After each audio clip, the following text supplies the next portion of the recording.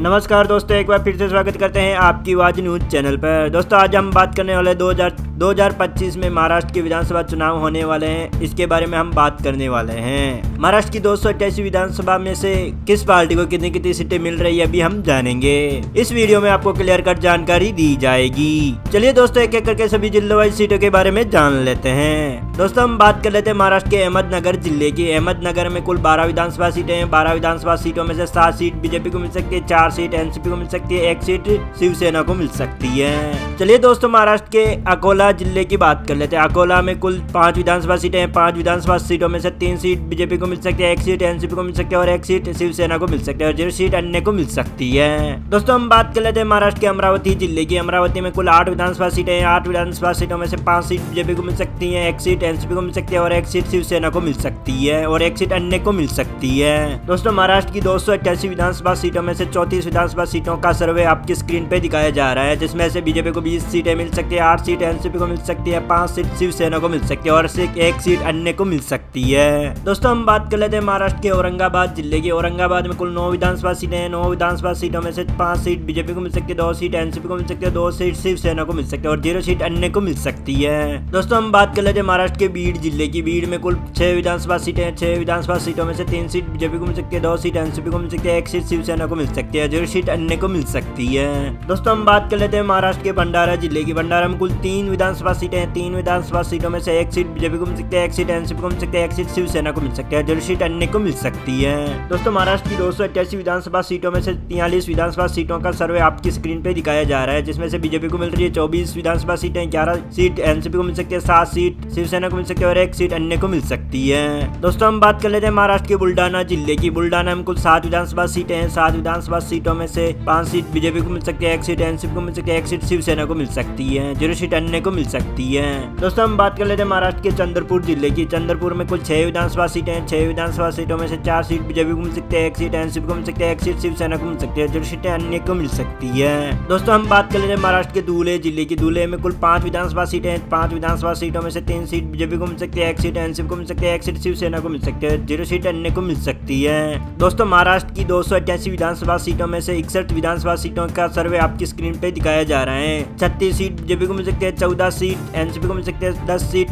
शिवसेना को मिल सकती है और 1 सीट अन्य को मिल सकती है। दोस्तों हम बात कर लेते हैं महाराष्ट्र के गढ़चिरौली जिले की। गढ़चिरौली में कुल 3 विधानसभा सीटें हैं। 3 विधानसभा सीटों में से 1 सीट बीजेपी को मिल सकती है, 1 सीट एनसीपी को मिल सकती है और 1 सीट शिवसेना को मिल सकती है, 0 सीट अन्य को मिल सकती है। दोस्तों हम बात कर लेते हैं महाराष्ट्र की गोंदिया जिले की। गोंदिया में कुल 4 विधानसभा सीटें हैं। 4 विधानसभा सीटों में से 2 सीट बीजेपी को मिल सकती है, 1 सीट एनसीपी को मिल सकती है और 1 सीट शिवसेना को मिल सकती है और 0 सीट अन्य को मिल सकती है। दोस्तों हम बात कर लेते हैं महाराष्ट्र की हिंगोली जिले की। हिंगोली में कुल 3 विधानसभा सीटें हैं। 3 विधानसभा सीटों में से 2 सीट बीजेपी को मिल सकती है, 1 सीट एनसीपी को मिल सकती है, 0 सीट शिवसेना को मिल सकती है और 0 सीट अन्य को मिल सकती है। दोस्तों महाराष्ट्र की 288 विधानसभा सीटों में से 71 विधानसभा सीटों का सर्वे आपकी स्क्रीन पे दिखाया जा रहा है, जिसमें से 41 सीट बीजेपी को मिल सकती है, 17 सीट एनसीपी को मिल सकती है और 12 सीट शिवसेना को मिल सकती है और 1 सीट अन्य को मिल सकती है। दोस्तों हम बात कर लेते हैं महाराष्ट्र की जलगांव जिले की। जलगांव में कुल 11 विधानसभा सीटें हैं। 11 विधानसभा सीटों में से 11 ही सीट बीजेपी को मिल सकती है। दोस्तों हम बात कर लेते हैं महाराष्ट्र की जलना की। जलना में कुल 5 विधानसभा सीटें हैं। 5 विधानसभा सीटों में से 2 सीट बीजेपी को मिल सकती है, 3 सीट एनसीपी को मिल सकती है, 0 सीट शिवसेना को मिल सकती है और 0 सीट अन्य को मिल सकती है। दोस्तों हम बात कर लेते हैं महाराष्ट्र की कोल्हापुर जिले की। कोल्हापुर में कुल 10 विधानसभा सीटें हैं। 10 विधानसभा सीटों में से 5 सीट बीजेपी को मिल सकती है, 2 सीट एनसीपी को मिल सकती है, 3 सीट शिवसेना को मिल सकती है और 0 सीट अन्य को मिल सकती है। दोस्तों महाराष्ट्र की 288 विधानसभा सीटों में से 97 विधानसभा सीटों का सर्वे आपकी स्क्रीन पे दिखाया जा रहा है, जिसमें से बीजेपी को मिल रही है 59 विधानसभा सीटें, 22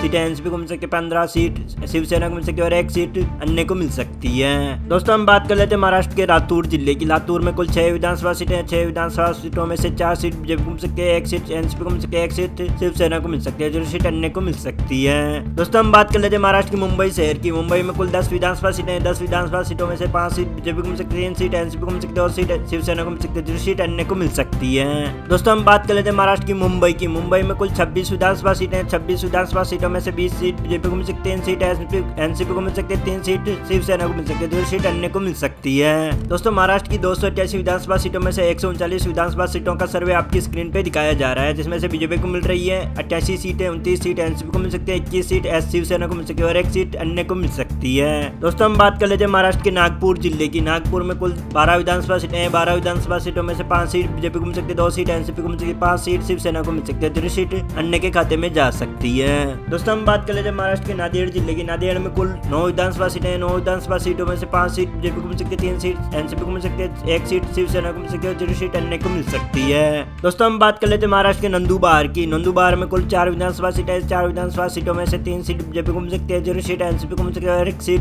शिवसेना को मिल सकती है, 0 सीट अन्य को मिल सकती है। दोस्तों महाराष्ट्र की 288 विधानसभा सीटों में से 164 विधानसभा सीटों का सर्वे आपकी स्क्रीन पे दिखाया जा रहा है, जिसमें से बीजेपी को मिल रही है 101 सीट, 34 सीट एनसीपी को मिल सकती है, 28 सीट शिवसेना को मिल सकती है और 1 सीट अन्य को मिल सकती है। दोस्तों हम बात कर लेते हैं महाराष्ट्र के नासिक जिले की। नासिक में कुल 15 विधानसभा सीटें हैं। 15 विधानसभा सीटों में से 8 सीट बीजेपी को मिल सकती है, 2 सीट एनसीपी को मिल सकती है और 5 सीट शिवसेना को मिल सकती है, 0 सीट अन्य को मिल सकती है। दोस्तों हम बात कर लेते हैं महाराष्ट्र के उस्मानाबाद जिले की। उस्मानाबाद में कुल 4 विधानसभा सीटें हैं। 4 विधानसभा सीटों में से 1 सीट बीजेपी को मिल सकती है, 3 सीट एनसीपी को मिल सकती है, 0 सीट शिवसेना को मिल सकती है, 0 सीट अन्य को मिल सकती है। दोस्तों हम बात कर लेते हैं महाराष्ट्र के पालघर जिले की। पालघर में कुल 6 विधानसभा सीटें हैं। 6 विधानसभा सीटों में से 1 सीट बीजेपी को मिल सकती है, 2 सीट एनसीपी को मिल सकती है, 3 सीट शिवसेना को मिल सकती है, 0 सीट अन्य को मिल सकती है। दोस्तों महाराष्ट्र की 288 विधानसभा सीटों में से 189 विधानसभा सीटों का सर्वे आपकी स्क्रीन पे दिखाया जा रहा है, जिसमें से 111 सीट बीजेपी को मिल सकती है, 41 सीट एनसीपी को मिल सकती है, 36 सीट शिवसेना को मिल सकती है और 1 सीट अन्य के खाते में जा सकती है। दोस्तों हम बात कर लेते हैं महाराष्ट्र की परभनी जिले की। परभनी में कुल 4 विधानसभा सीटें हैं। 4 विधानसभा सीटों में से 1 सीट बीजेपी को मिल सकती है, 1 सीट एनसीपी को मिल सकती है, 2 सीट शिवसेना को मिल सकती है और 0 सीट अन्य को मिल सकती है। तो हम बात कर लेते हैं महाराष्ट्र की पुणे जिले की। पुणे में कुल 21 विधानसभा सीटें हैं। 21 विधानसभा सीटों में से 18 सीट बीजेपी को मिल सकती है, 2 सीट एनसीपी को मिल सकती है, 1 सीट शिवसेना को मिल सकती है, 0 सीट अन्य के खाते में जा सकती है। दोस्तों हम बात कर लेते हैं महाराष्ट्र के रायगढ़ जिले की। रायगढ़ में कुल 7 विधानसभा सीटें हैं। 7 विधानसभा सीटों में से 2 सीट बीजेपी को मिल सकती है, 3 सीट एनसीपी को मिल सकती है, 2 सीट शिवसेना को मिल सकती है, 0 सीट अन्य को मिल सकती है। दोस्तों महाराष्ट्र की 288 विधानसभा सीटों में से 221 विधानसभा सीटों का सर्वे आपकी स्क्रीन पे दिखाया जा रहा है, जिसमें से 132 सीट बीजेपी को मिल सकती है, 50 सीट एनसीपी को मिल सकती है और 41 सीट शिवसेना को मिल सकती है और 1 सीट अन्य को मिल सकती है। दोस्तों हम बात कर लेते हैं महाराष्ट्र की रत्नागिरी जिले की। रत्नागिरी में कुल 5 विधानसभा सीटें हैं। 5 विधानसभा सीटों में से 4 सीट बीजेपी को मिल सकती है, 1 सीट एनसीपी को मिल सकती है, 0 सीट शिवसेना को मिल सकती है और 0 सीट अन्य को मिल सकती है। दोस्तों हम बात कर लेते हैं महाराष्ट्र के सांगली जिले की। सांगली में कुल 8 विधानसभा सीटें हैं। 8 विधानसभा सीटों में से 5 सीट बीजेपी को मिल सकती है, 2 सीट एनसीपी को मिल सकती है और 1 सीट शिवसेना को मिल सकती है, 0 सीट अन्य को मिल सकती है। दोस्तों हम बात कर लेते हैं महाराष्ट्र के सतारा जिले की। सतारा में कुल 8 विधानसभा सीटें हैं। 8 विधानसभा सीटों में से 5 सीट बीजेपी को मिल सकती है, 2 सीट एनसीपी को मिल सकती है, 1 सीट शिवसेना को मिल सकती है, 0 सीट अन्य को मिल सकती है। दोस्तों महाराष्ट्र की 288 विधानसभा सीटों में से 242